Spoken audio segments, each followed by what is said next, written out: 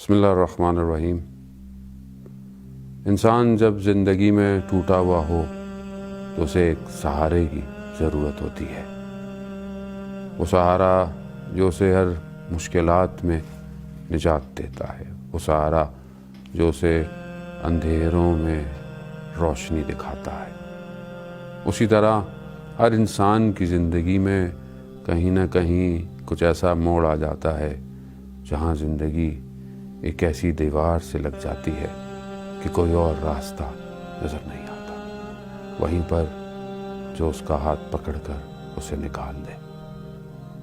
آیت اللہ فقی اصفہانی بیان کرتے ہیں کہ ہم امام رضا علیہ السلام کی زیارت پر جا رہے تھے تو جو ہمارے ساتھ ہمارا زائر تھا اس نے اپنے گھر میں دعوت کی۔ ہم نے اس کی دعوت کو قبول کیا۔ جب ہم اس کے گھر گئے تو اس نے اپنی رودار سنائی۔ اس نے کہا، آغا یہ جو کچھ ہے میری زندگی میں، میرا گھر، میرا مال، میری اولاد اور میرا اپنا وجود، حتیٰ میری آنکھوں کی بینائی، سب امام رضا علیہ السلام کی وجہ سے ہے۔ آیت اللہ بیان کرتے ہیں، کیا تم آنکھوں میں بینائی نہیں تھی، روشنائی نہیں تھی تمہارے؟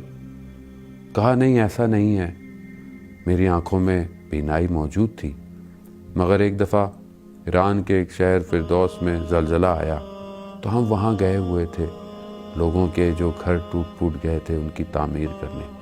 تو ایک گھر کو رنگ کر رہے تھے، وہاں پر ابلتا ہوا چونا جو ہے وہ میری آنکھ میں جا کر گرا اور اچانک سے میری آنکھوں کے آگے اندھیرا آ گیا اور سب کچھ ختم ہو گیا۔ بہت دکھایا ڈاکٹروں کو، طبیبوں کو، مگر ہر کسی نے کہا کہ اب یہ بینائی واپس نہیں آ سکتی۔ میں عجیب مایوس ہو گیا، میری زندگی کی ساری رنگ اور روشنائیاں ختم ہو گئیں۔ میں نے اپنے گھر والوں سے کہا کہ چلو مجھے مشہد لے چلو، اور وہ جو دلوں کا طبیب ہے اور اس ذریعے سے جہاں ہمیشہ شفا ملتی ہے، مجھے لے جاؤ۔ گویا گھر والوں نے سفر ساما کو باندھا اور ہم پہنچ گئے۔ وہ مجھے لے گئے اس ذریعے فولاد کے پاس کہ جو مریضوں کو شفا دیتی ہے۔ میں گیا، میں نے ذری کو پکڑ کر گریا شروع کر دیا۔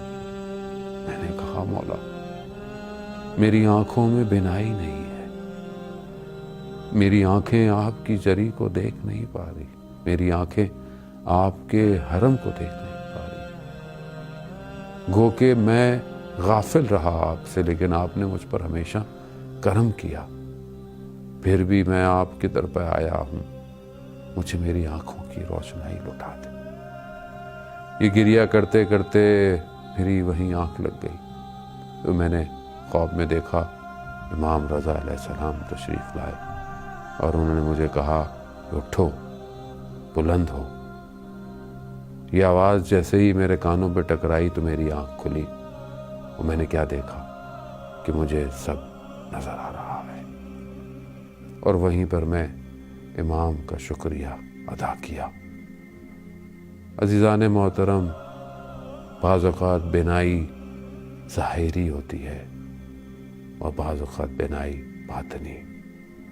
ہم اپنے باطن سے بھی کئی چیزوں کو نہیں دیکھ پاتے، ہم سے خطائیں، غلطیاں، کوتاہیاں ہمارے باطن پہ بھی جو ہے وہ ایسی غفلت کی لیروں کو لگا دیتی ہے جس سے ہمیں کچھ نظر نہیں آتا۔ ہم زندگی کے ہدف اور مقصد کو کھو بیٹھتے ہیں۔ آئیے امام رضا کی خدمت میں، کاش کہ یہ حالات بہتر ہوں اور ہم جی بھر کر امام کی ذری کو دیکھ سکیں۔ یا امام رضا، یا علی